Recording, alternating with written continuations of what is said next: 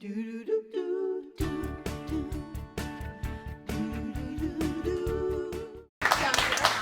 next guys are contractors or cousins, and I'm joining the family. It's that simple, guys. I'm coming on board. They are a part of HGTV's hit show, America's Most Desperate Kitchens. Please welcome Anthony Carrino and John Colaneri.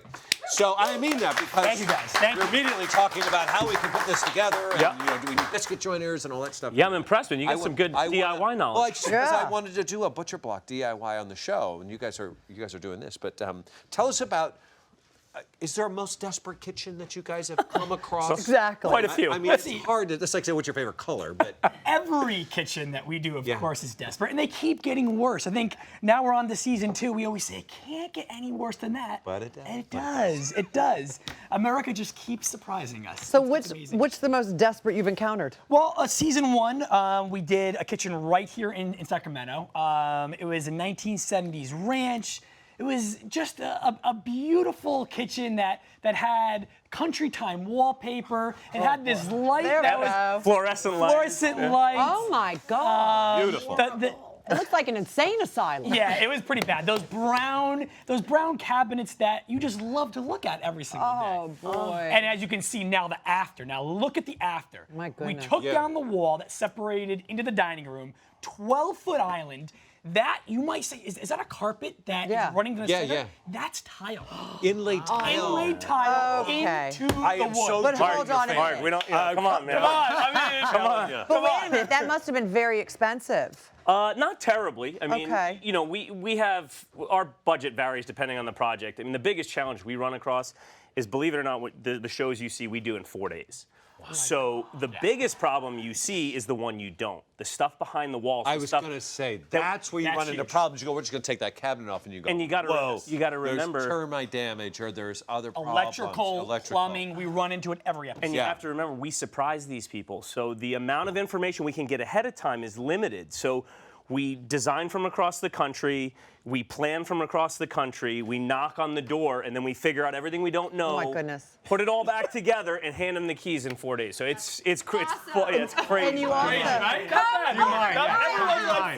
the chef even. You also did an amazing job. I don't know what was inside of these walls, but this living room you did, the before and after. Yeah, so I can't even believe that's the same place. It's actually the dining room space, and then on the back wall there is a beer tap. So it was a crazy setup. Whoa. Beer tap? Beer tap. Beer tap bad, 6 right? taps. 6 taps. Can I move in? No. I got dibs on this family. You get out, Roger, or Iceman. Whatever your name is. Yeah, pick one. That's. I'll tell you what. So let's talk about this counter, because this is something, this butcher block, this is something that was dire need. I've seen so many things spilled on here. I actually jumped up here and danced on it one day. Nice, I like that. I did. It was yesterday. It was, Awkward. but I know it was awkward. Awkward. It was. But what did you guys do? What did it need? And was it? And now it looks beautiful. Yeah, so you guys had a pre-finished. So this is what it looked like prior to us getting our hands on it.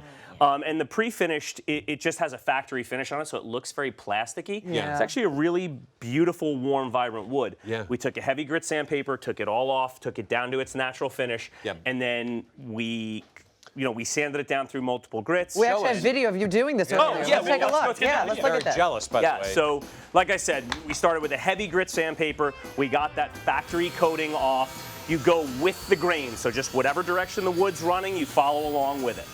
Just one note on the grit that you're using on this. So right now we did 80, then you go up to your 120, and then you want to make sure that you finish at a 220. Which is, for people who don't know, that's a smooth. That's a Smooth, exactly. When you get into that finer finish, so you really smooth down all the wood. So you get the 80 because it's the thickest to That's get the in there. thickest. You want to Wow, look how much you've taken off. Right, but so here's the tip with the sawdust. You keep it, because if you have any gouges, you mix it with wood glue, and then you've got perfectly matched color to fill it. Genius. Bow down. My cousin comes with the tips. That's dropping knowledge right So there. you just want to make sure, I mean, you're going to go over this multiple times. You really want to smooth it down and get it totally sanded down. We get the dust off it, we wipe it down with a wet rag, and then after you let it air dry completely, you got to have all the water off the surface, then you're going to hit it with your food safe mineral oil until it is completely soaked. Food safe mineral oil. Food safe mineral oil, you're going to do a couple coats of that. You really want it to drench into the wood, because the wood's dry, right? So it has to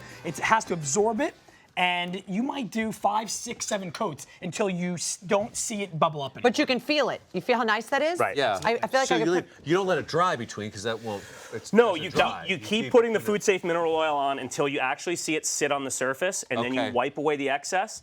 Let it settle in for a few hours. Okay, so now you're putting beeswax on top. Wow. Right. So this is the last step. It's basically going to lock in the oil. It puts a nice polish and a sheen on top of it. It's very hard to see, but you're going to feel that it's got a real silky feel to the top of it. It smells so good too. The beeswax is really maintenance. You're going to do this on a monthly or every other month basis to maintain your wood. Can I use this because we say it's a butcher block top? Can it be used as a butcher block? You can put right on it. Yeah. Absolutely. Absolutely. And it's not. It won't be like salmonella or anything like that. It's fine. That's why you have the food safe mineral oil. Okay. Because that's what seals it to make sure that You want to double check? Let's double check with the chef. Are we all right? Right there it is. And what if we don't do the beeswax once a month? Will it start to deteriorate? Or? I mean, slowly. At bare minimum, you need to hit this with food safe mineral oil every 6 months. This is more of a maintenance thing. If you do this, you are going to preserve your wood a lot longer. You're not going to see the knife blades. If you cut directly on this and then use the beeswax, you're going to take those knife scratches right out. If you don't do this and you keep knifing, then you got to call us. We come in with our sanders, or you guys can follow our video and do it yourself next time. Yes, we could do that. I mean, that is something too that you could do after a period of time. You just want to say, hey, let's just take it back. Well, that's what we did there. And then here we go. that. So now you could because of all the oil and the beeswax, you can see it bubbles right up. It doesn't sink down. So now when you are cooking, you're not getting any of that bacteria that's settling into the wood. It's sitting on top. You're gonna clean it off.